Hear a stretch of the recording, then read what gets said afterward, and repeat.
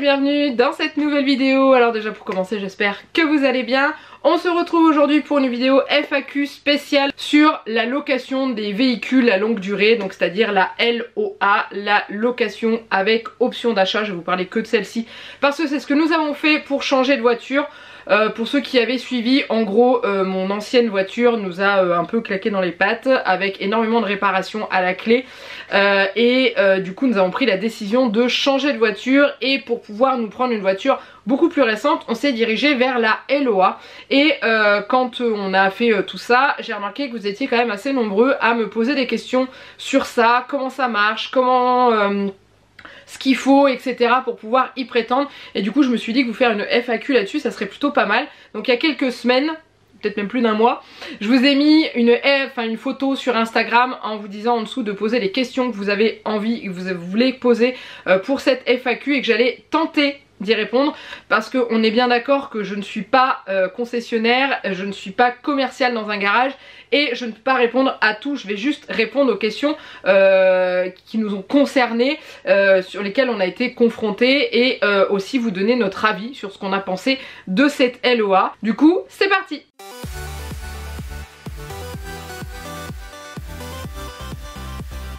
Alors ce que j'ai fait, c'est que j'ai noté toutes les questions. Normalement je peux répondre à tout. S'il y en a, je ne suis pas certaine de mes réponses, je vous dirai voilà je pense que, mais je ne suis pas sûre. Mais pour la plupart c'est ce que nous enfin c'est des choses que nous on a dans notre contrat, et je peux vous dire. Donc on s'est adressé à un concessionnaire à Saint-Quentin. On en a fait plusieurs parce qu'on n'a pas forcément trouvé notre bonheur dès le démarrage, surtout que le budget était quand même un peu réduit.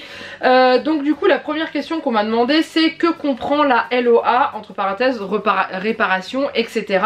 Vous vous êtes engagé sur combien d'années? Donc nous au garage on est parti sur une LOA de 4 ans. 4 comme ça, bien, 4 ans, c'est mieux, alors que sur un précédent garage on nous proposait 6 ans. Donc c'était un peu beaucoup, et au niveau du prix il y avait très peu de différence, alors qu'on avait un véhicule qui était moins récent que celui qu'on a actuellement. Qu'est-ce que ça comprend? C'est vous qui choisissez en fait. Nous on nous a proposé avec ou sans entretien. On a choisi de prendre avec l'entretien, sachant qu'avec le pack qu'il nous a fait, ça a été beaucoup plus rentable de prendre l'entretien inclus dans la location du véhicule que de le prendre à part. Et au niveau de l'entretien et des réparations, cela comprend toutes les révisions à faire chaque année, ainsi que les problèmes qu'on rencontrerait sur le véhicule. La seule chose qui n'est pas pris en compte, c'est les pneus, parce que chacun roule différemment et l'usure des pneus peut aller de 1 an à beaucoup plus. Donc ça c'est pas pris en charge par pour les réparations et tout, mais autrement le reste c'est fait, et on a une application sur le téléphone qui nous dit quand est-ce qu'on doit faire la vidange, changer tel truc, qu'est-ce qu'il faut faire là et tout. Ça c'est bien pour quelqu'un comme moi qui ne pense jamais à emmener sa voiture au garage pour faire une vidange, et qui tilte 2 semaines avant de partir en vacances, non un peu plus, qui se dit tiens je vais peut-être emmener faire une révision à la voiture histoire de savoir si ça va pour partir en vacances. Et c'est comme ça que vous prenez un coup sur la tête et que vous vous retrouvez avec plus de 1000 € de réparation sur un véhicule qui vous a déjà coûté une blinde en réparation. Ça fait mal. Donc un conseil: location, pas location, achat, respectez bien les visites de vos voitures, parce que je peux vous dire que vous éviterez des mauvaises surprises comme moi. Mais en tout cas voilà, nous on a choisi le tout, et au niveau de l'engagement donc on est sur 4 ans. Donc en fait on a un véhicule neuf que l'on paye tous les mois pendant 4 ans, et ensuite au bout de 4 ans on aura le choix d'acheter le véhicule en versant la somme qui reste, ou alors de le rendre et de reprendre un nouveau véhicule. Donc voilà, on n'est pas obligé d'acheter la voiture à la fin des 4 ans, on a le choix. C'est pour ça que ça s'appelle une location avec option d'achat et pas obligation. Deuxième question, les voitures sont-elles neuves ou d'occasion? Il y a les deux. Nous on avait démarré au début, nous proposait des occasions, finalement ça nous convenait pas parce qu'on voulait un véhicule avec très peu de kilomètres, parce que c'est pas la première fois qu'on part sur des véhicules avec 70-80 000 km. Résultat des courses, on a toutes les grosses réparations derrière. Même si on avait pris les réparations et tout, j'avais pas envie de passer ma vie au garage. Donc vous avez du neuf, vous avez de l'occasion. En général c'est des jeunes occasions au niveau des années, et je crois que c'est, enfin ça dépend des garages. Nous c'était moins de 80 000 km qu'ils nous proposaient, mais je trouve que c'est déjà beaucoup pour une voiture. Ensuite les avantages et les inconvénients. Alors on n'a pas forcément assez de recul pour vous donner avantages et inconvénients. Le gros avantage c'est que vous avez une voiture neuve ou très récente pour un prix qui est quand même assez cool tous les mois. En gros, si on n'avait pas pris la LOA, on n'aurait jamais pu se prendre la voiture qu'on a actuellement. Donc du coup c'est comme payer à crédit votre voiture, mais l'avantage c'est que vous pouvez la changer au bout de 4 ans ou alors l'acheter si vous voulez. Nous on sait pas encore, on verra comment on va s'attacher à cette voiture, si on va la kiffer au point de vouloir l'acheter à la fin ou si on va vouloir la changer. Mais donc pour moi ça reste, c'est un avantage parce que ça vous permet d'acquérir un véhicule soit neuf soit récent et de le garder pendant les années de vie où il est en bon état, surtout pour les véhicules neufs. Et si au bout de 4 ans vous voulez changer et repartir sur du neuf, vous restez toujours avec des véhicules très récents et ça vous coûte pas une blinde. Franchement ça vous coûte pas une blinde par mois, étant donné que si vous achetez une voiture neuve vous allez faire un crédit quoi qu'il arrive, ça va vous revenir au même. Franchement quand on regarde ça nous revient vraiment à peu de choses d'écart que si on avait pris un crédit, juste le montant des mensualités est je pense divisé par 2 ou peut-être ouais au moins par 2 par rapport à ce qu'on a comme voiture. Voilà. Les inconvénients, je ne sais pas pour l'instant, peut-être parce que le véhicule n'est pas 100% à nous, que c'est de la location. Pour l'instant clairement je n'en ai pas, j'ai pas cette pression sur moi en disant faut que je fasse attention, ça reste une voiture, c'est comme quand vous louez un appartement, au bout de 4 ans elle aura des coups de portière, il y aura peut-être eu un endroit où elle sera éraflée, on n'en sait rien. De toute façon il y a une usure normale qui est comprise dans le prix quand ils vous la récupèrent, c'est normal. Donc pour l'instant je vois pas d'inconvénient, peut-être que j'en verrai plus tard, mais pour l'instant je vois pas d'inconvénient. Ensuite, y a-t-il un rapport à faire avant la location? Donc je pense que la personne qui a posé cette question c'est par rapport au fait de est-ce qu'on est bon conducteur ou pas. Je prends cette question dans ce sens là, non, on vous demande rien, on vous demande votre assurance, mais ils n'ont pas vérifié tout ce qui était malus et tout ça, non. Parce que de toute façon si vous arrive quoi que ce soit, si vous avez un accident c'est l'assurance qui prend en charge, suivant la façon dont vous assurez votre véhicule. Clairement pour un véhicule neuf il vaut mieux assurer la voiture à 100%. Et après quand vous la remettez au bout de 4 ans, bah s'il y a des choses qui sont un petit peu exagérées au niveau des accros, des trucs comme ça, vous devez avoir des frais à payer en plus pour la remise en état du véhicule. Hein, c'est sûr que si vous leur ramenez une épave avec les portières enfoncées de partout, ils vont pas vous dire oui c'est bon, non. Voilà, mais autrement, non, autrement, je n'ai pas eu de compte à rendre au moment de la location, ni Jeannette ni moi, parce qu'on est tous les deux conducteurs du véhicule. Non, pas de souci. Donc quelles sont les démarches à faire? Bah écoutez, je pensais ça beaucoup plus compliqué. En gros, nous on est arrivé dans le garage, on a demandé ce qu'ils avaient à nous proposer. Finalement, on a réussi à se mettre d'accord sur un véhicule. Et après, c'est les démarches habituelles, donc... il faut une pièce d'identité, un RIB, le permis de conduire, je sais même plus ce qu'on a donné, les 3 derniers bulletins de salaire puisque c'est considéré comme un prêt, donc du coup bah voilà vous devez prouver comme quoi vous travaillez et que vous avez quelque chose de fixe. Alors clairement on a fait passer ça sur le travail de Jeannette parce que moi j'ai quelque chose de pas fixe du tout avec des revenus qui font ça. Donc c'était pas certain que ça passe, mais c'est comme un crédit en fait, c'est comme quand vous prenez un crédit à la banque ou alors dans un concessionnaire pour acheter un véhicule. Voilà, vous avez ces papiers là à fournir. On a juste eu un tout petit souci à un moment donné où il manquait un papier pour la société, pour ma société en fait, que j'ai dû demander en catastrophe. Mais voilà, mais après... il n'y a pas de grosse démarche, voilà, nous on a choisi notre véhicule le jour même, c'était pas prévu du tout, hein. Après vous pouvez faire ça sur plusieurs rendez-vous, vous pouvez réfléchir, vous pouvez tester les véhicules et tout. Nous on a fait le choix de la prendre parce que c'était un gros coup de cœur et c'était surtout une super méga bonne affaire. Mais il n'y a pas de grosse démarche, c'est pas un dossier épais comme ça, hein. On est passé avec le monsieur, on y a passé un bout de temps à réfléchir, à discuter, et après on est passé dans le bureau avec la dame qui s'occupe de tout ce qui est papier et crédit, et ça a été, on a passé 2h30 au garage, mais on a beaucoup papoté. Voilà, il n'y a pas de démarche spécifique à faire en amont, c'est le garage qui fait tout. Et après la seule démarche que vous avez à faire, c'est quand il vous donne la plaque d'immatriculation de votre véhicule, c'est de l'assurer vous-même avec votre assurance voiture. Tout simplement, moi j'ai passé un coup de téléphone, en 2-3 minutes c'était réglé. Et puis voilà, c'est tout. Mais rien de spécial, vous envoyez par mail. Maintenant il y a le bonheur d'avoir des mails. Et du coup pouvoir transmettre les papiers par mail, ça va beaucoup plus vite que par courrier ou de vous déplacer. Donc j'ai pas, là-dessus il n'y a pas eu de gros soucis. Alors, on m'a demandé comment ça fonctionne de A à Z et est-ce accessible aux jeunes permis. Alors, comment ça fonctionne de A à Z, bah, c'est un petit peu tout ce que je vais vous raconter dans cette FAQ, mais en gros, vous choisissez votre véhicule, vous montez le dossier de financement comme un dossier de crédit, et après, bah, vous prenez rendez-vous pour la remise en main du véhicule une fois que le crédit a été accepté et que tous les papiers sont réunis, et on vous remet votre véhicule après vous avoir expliqué comment ça fonctionne, et Voilà, ça va vraiment tout seul, c'est comme acheter une voiture, c'est vraiment pareil. Et est-ce accessible aux jeunes permis? Donc du coup je me suis permis de demander à mon concessionnaire et il m'a dit que oui, il y avait, du moins chez eux, il n'y avait aucun souci, peu importe nouveau permis ou pas, il n'y avait pas de problème, que c'était accessible aussi. Donc, après est-ce que c'est partout pareil? Je ne sais pas. Ensuite, dans la LOA, il y a beaucoup d'inconvénients, en plus la carte grise n'est pas à ton nom mais tu reçois les amendes. Alors ça, c'est un commentaire qui va interpeller dans le sens où beaucoup d'inconvénients, je trouve pas. Oui, le fait que la voiture ne nous appartienne pas à 100%, mais sur la carte grise, il est clairement indiqué propriétaire du véhicule et il y a votre nom, prénom et adresse. En dessous, il y a le financier, enfin la personne qui finance le véhicule, mais autrement, ça reste votre véhicule. Il est à vous, comme quand vous êtes dans l'appartement, malgré le fait qu'il soit en location, c'est votre appartement, c'est à votre nom, c'est vous qui recevez les factures d'électricité, de gaz, d'eau, etc. C'est normal, comme là vous recevez les amendes, bah encore heureux que c'est pas le garage qui va récupérer les amendes de votre véhicule. C'est comme quand vous louez une voiture, une camionnette chez Intermarché, je sais pas, si vous vous faites flasher, c'est pas Intermarché va recevoir l'amende, mais c'est vous qui allez la prendre derrière. C'est normal.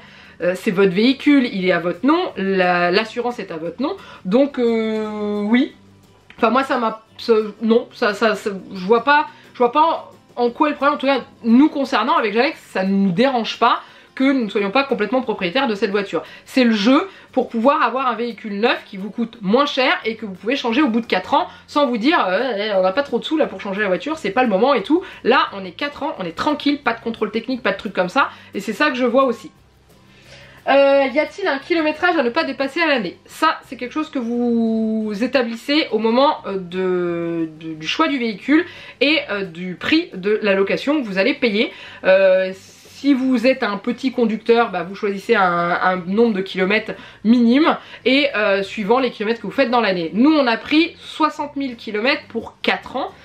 Sachant que donc c'est 15 000 km par an, mais le monsieur nous a dit, il fait s'il y a une année vous faites 20 000 et l'autre année vous faites 10 000, c'est bon. Il dit du moment que quand vous me ramenez le véhicule dans 4 ans, elle a moins de 60 000 km. Voilà. Et après il y a un forfait, si par exemple vous dépassez, nous si par exemple on dépasse les 60 000 km quand on ramène le véhicule, il y a un forfait kilométrique à payer en plus, donc je sais plus combien c'est, je crois que c'est par 1000 km qu'ils vous font payer je crois, voilà.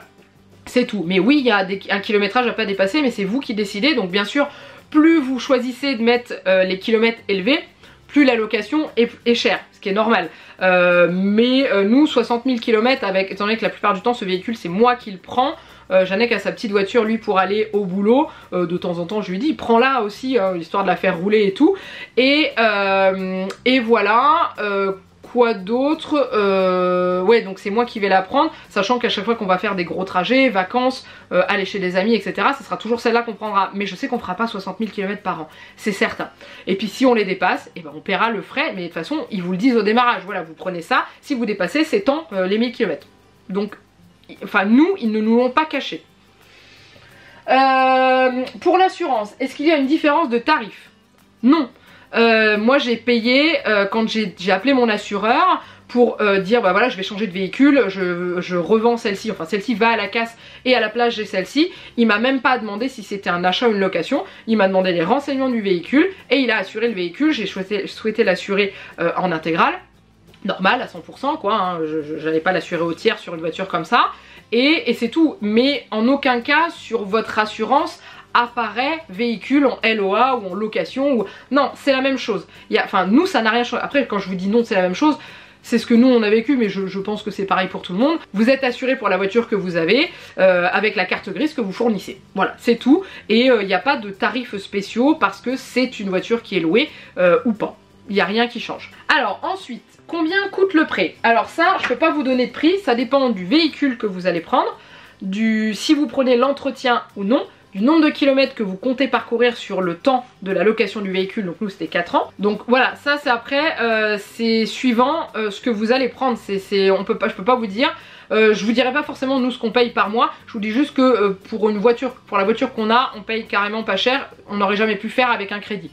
Et voilà, mais tout dépend du véhicule que vous allez choisir. C'est sûr que si vous prenez, je sais pas, une Twingo, vous n'allez pas payer le même prix que si vous prenez un Espace. Vous voyez, même l'Espace, ça existe encore chez Renault l'Espace? Ouais, bon, c'est pas grave, bref, je vous fais le comparatif. Vous n'allez pas payer le même prix si vous prenez, on va partir sur 2 véhicules neufs. Une Twingo, ça coûte pas le même prix qu'un gros monospace.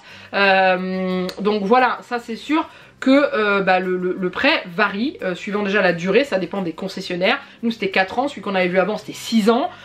C'est pas le même tarif.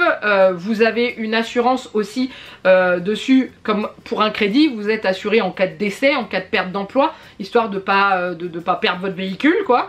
Donc voilà, tout ça dépend de ces tarifs là et tout, et surtout du véhicule que vous allez choisir, et si vous incluez l'entretien dedans, et puis le nombre de kilomètres que vous comptez faire sur l'année, enfin sur les années où vous allez emprunter cette voiture. Toujours la même personne, donc sur combien d'années, ça dépend des concessionnaires. Nous a pas proposé de choisir un nombre d'années, on nous a dit voilà c'est sur 4 ans. Donc est-ce qu'il y a des concessionnaires où vous pouvez choisir le nombre d'années, je ne sais pas. Mais en tout cas, nous, on nous a pas fait choisir le nombre d'années. Mais je vous dis, il y a 4 ans et l'autre, on avait été voir, c'était 6 ans. Combien peux-tu acheter le véhicule à la fin de la LOA? Tout ça dépend du prix du véhicule et de combien vous avez payé durant la LOA. Nous, sur la durée, on va payer la moitié du prix du véhicule. On aura l'autre moitié à payer si on veut la garder. Et ça dépend des voitures, ça dépend de la durée. Voilà, ça dépend de tout en fait. Mais ils vous le disent de toute façon, quand vous prenez le contrat, ils vous disent voilà, ça va vous coûter tant sur 4 ans en crédit. Et à la fin des 4 ans, il vous restera tant à payer sur le véhicule si vous souhaitez le garder. Voilà, donc nous ça a été comme ça, on est tombé sur un monsieur qui était très gentil et qui a été très clair dans ses explications et qui ne nous a rien caché, parce que nous n'avons pas fait de mauvaises découvertes ou de choses comme ça. Donc à vous, si jamais on vous le dit pas quand vous prenez votre location, vous dire excusez-moi mais à la fin, combien va me coûter le véhicule si je veux l'acheter? Voilà, c'est tout, faut juste penser à poser les bonnes questions si jamais vous n'avez pas toutes les infos. Ensuite, l'assurance est-elle comprise? Donc du coup, l'assurance de la voiture en elle-même, non, c'est votre assurance à vous qui l'assure. Sachant que dans le contrat d'entretien, on a une partie qui est assurée. Elle est assurée contre le vol, les incendies, les catastrophes, tout ça c'est inclus dans le prix. La chose qui n'est pas prise par exemple par l'assurance du garage, c'est le bris de glace, mais ça sur votre assurance personnelle de véhicule c'est pris en charge. Donc voilà, donc l'assurance classique, non, c'est votre assurance à vous. Donc il faudra penser, comme pour une voiture classique, de rajouter l'assurance tous les mois. Ou à l'année, ça dépend comment vous choisissez de la payer. Quelles réparations, entretiens, suivis sont compris dans le prix? Donc comme je vous l'ai dit, les entretiens annuels, les vidanges, les changements de filtres, etc. et les problèmes sur le véhicule, les pannes et tout, sont pris en charge par l'assurance, enfin par le kit entretien, voilà, sauf tout ce qui est usure, pneus, choses comme ça. Le truc qu'on n'a pas demandé, c'est au niveau de tout ce qui est allumage, les feux, les choses comme ça. Je pense que ça doit être pour nous, parce que si ça pète entre deux réparations, clairement je vais pas amener ma voiture au garage pour changer une ampoule. Quoique j'ai pas ouvert le capot de celle-ci, je ne sais pas comment ça se change. Sur l'ancienne je savais, c'était un peu plus facile, sur celle-ci je ne sais pas. Mais on verra, sachant que l'entretien est basé sur le véhicule que vous achetez. Nous on a pris un véhicule essence GPL, donc du coup on a un filtre en plus à faire qui est inclus dans le prix de l'entretien de la voiture qu'on paye tous les mois. Voilà, parce qu'il y a un truc supplémentaire et tout, et voilà. Quelles sont les conditions financières pour accéder à la LOA? Alors nous, ils ne nous les ont pas forcément demandé parce qu'ils ont vu qu'au niveau budget on était bon, mais c'est comme un crédit normal.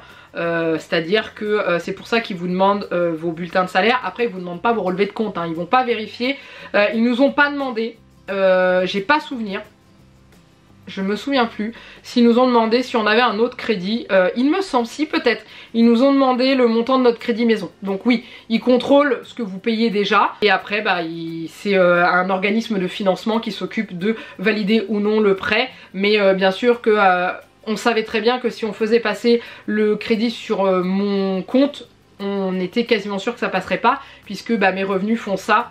Voilà, ça dépend des mois, je ne gagne jamais la même chose. Il y a des mois je gagne très peu, surtout quand il y a eu le confinement. Il y a des mois je gagne un peu plus. Donc du coup voilà, on a fait le choix de prendre sur Janek qui lui a un revenu fixe. Comme ça au moins on était sûr que ça allait passer et qu'on n'allait pas avoir de soucis. Voilà, j'ai répondu à toutes les questions.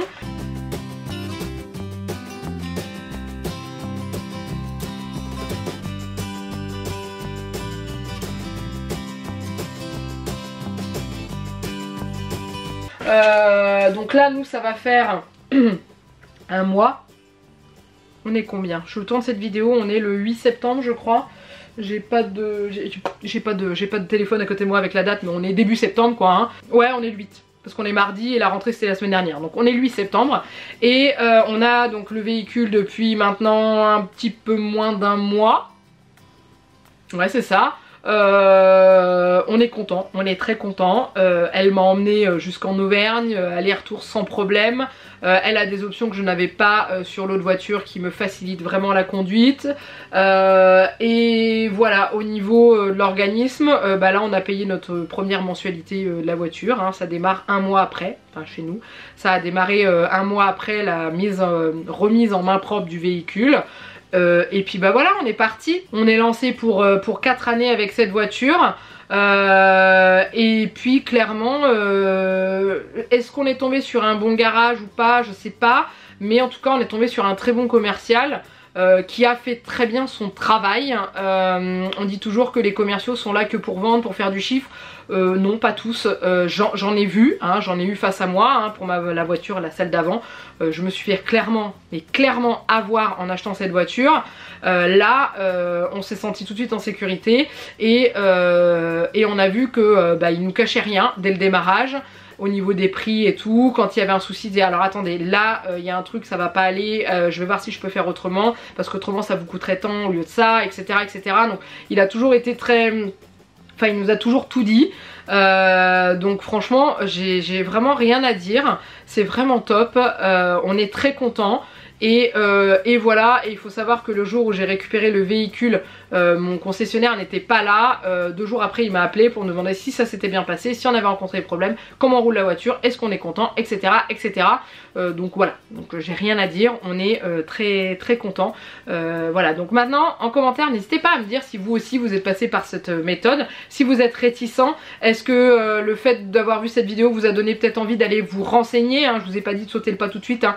Il faut faire, donc je vous dis on en a fait plusieurs, il faut faire plusieurs garages, il faut voir ce qu'ils vous proposent, le tarif et tout, faire une proposition commerciale comme nous a dit notre concessionnaire, parce qu'en fait il y a un des garages qu'on a fait, il dit mais la personne vous a pas fait de proposition commerciale, non pas du tout, et du coup il dit bah moi je vais vous en faire une, ça vous convient c'est bien, ça vous convient pas bon bah voilà j'aurais essayé, et n'hésitez pas avec cette vidéo de prendre des notes sur les choses que je vous ai dit, par exemple pour au kilométrage, le prix que ça coûte, le prix que coûte le dépassement des kilomètres au bout des 4 ans ou 5 ans ou 6 ans, combien vous coûte le véhicule à la fin si vous voulez l'acheter, combien coûte l'entretien, qu'est-ce que ça comprend.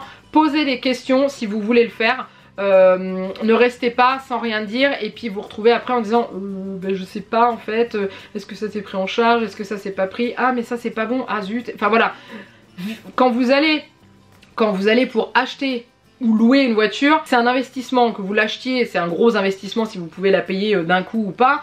Si vous la louez, ça reste un investissement parce que tous les mois vous allez payer une mensualité. Donc voilà, clairement, posez toutes les questions que vous avez à poser. Si la personne qui est en face de vous est réticente à répondre à certaines questions, c'est que c'est pas la bonne personne, c'est que c'est pas, c'est qu'il faut pas. Voilà, ils sont censés être transparents avec vous, nous ça a été le cas. Et on est très content. Voilà, donc je m'arrête là pour cette vidéo. N'hésitez pas avec les commentaires, dites-moi si vous avez encore des petites questions, j'essaierai de voir si je peux vous répondre, parce que comme je vous le dis, je ne travaille pas en garage, je vous ai partagé notre expérience qui s'est très bien passée pour cette location. Ça aurait pu mal se passer dans un autre garage, on aurait pu avoir des problèmes et tout, donc en dessous de la vidéo n'hésitez pas à partager vos témoignages si jamais vous avez eu des problèmes ou si vous en êtes super content, voilà, histoire que les gens qui regardent cette vidéo puissent ensuite aller en commentaire et se dire bon bah voilà, elle c'était très bien, mais est-ce que je vois en dessous il y a eu un problème là-dessus, donc bah je note, comme ça je demanderai, etc. etc. Que ça puisse vous aider et que vous arriviez bien sur vos pieds en disant bah voilà, je sais dans quoi je pars, j'ai des questions à vous poser, point. Tac, c'est vous qui mettez le truc en place. Donc n'hésitez pas à liker cette vidéo si elle vous a plu, histoire de la rendre visible sur YouTube pour qu'elle puisse aider d'autres personnes qui seraient éventuellement intéressées par la LOA. Sachant que je ne suis pas du tout en collaboration ou rien, hein. Je partage notre expérience, hein. Je suis pas payée par le garage, d'ailleurs je vous ai même pas donné le nom, mais j'avais vraiment envie de partager, puisque comme je vous dis vous êtes beaucoup à avoir posé des questions, donc au lieu de répondre en individuel, autant partager ça à tout le monde. Voilà, n'hésitez pas à vous abonner à la chaîne si ce n'est pas encore fait, puis bon en attendant je vous fais plein de gros bisous, et je vous dis à très bientôt dans une prochaine vidéo, bye bye.